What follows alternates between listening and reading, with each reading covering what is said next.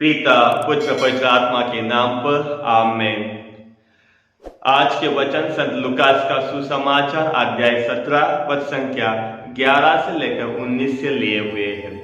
और आज के वचनों में हम लोग सुनते हैं कि प्रभु यीशु ने 10 कोढ़ियों को चंगाई दी।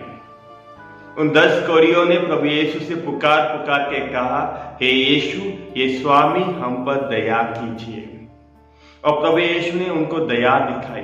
दया इसलिए दिखाई क्योंकि प्रभु यीशु जानते थे उनकी शारीरिक स्थिति, उनकी मानसिक स्थिति। शारीरिक स्थिति से वो दुर्बल थे, शारीरिक स्थिति से वो पीड़ित थे, लेकिन साथ ही साथ मानसिक स्थिति से वो पीड़ित थे, क्योंकि समाज उनको एक अशुद्ध समझते थे। वो समाज के लिए एक श्राप था और इसलिए वो मानसिक रीति से भी बहुत पीड़ित थे। और जैसे प्रभु यीशु ने उनकी आवाज सुनी, वो उनके दुख को समझ पाए।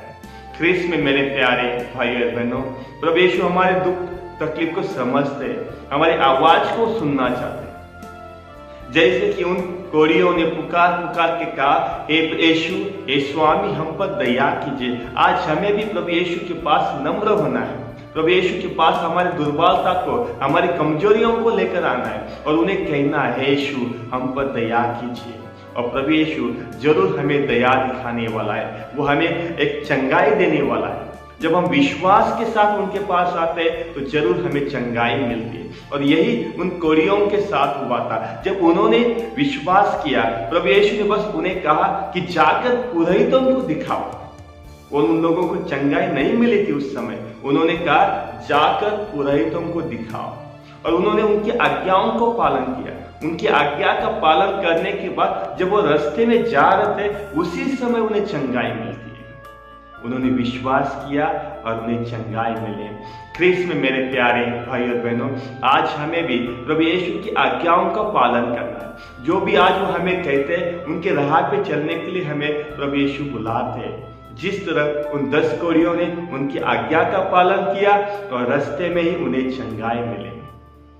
आज हम सबको ईश्वर की आश कृपा मिलती है, लेकिन आज के सुसमाचार का दूसरा भाग, दूसरा हिस्सा जो है, वो हमें कुछ सिखाता है। आज वो हमें कुछ बताता है। जैसे उस 10 कोढ़ियों को चंगाई मिलती है, वो भूल जाते हैं कि उन्हें चंगाई देने वाला प्रभु यीशु था।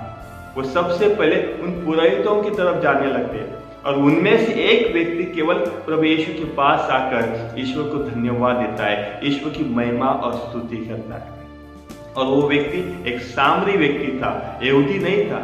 और जिन्होंने अनुभव किया प्रभु यीशु के चंगाई का, वो प्रभु यीशु को आकर धन्यवाद देता है।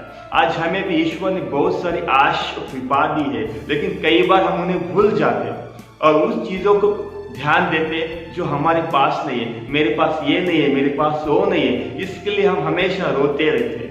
लेकिन आज प्रभु यीशु ने हमें बहुत सारी चीजों से, बहुत सारे आश और कृपा से भर दिया है। उसको यीशु को हमें धन्यवाद देने के लिए प्रभु यीशु बुलाते हैं।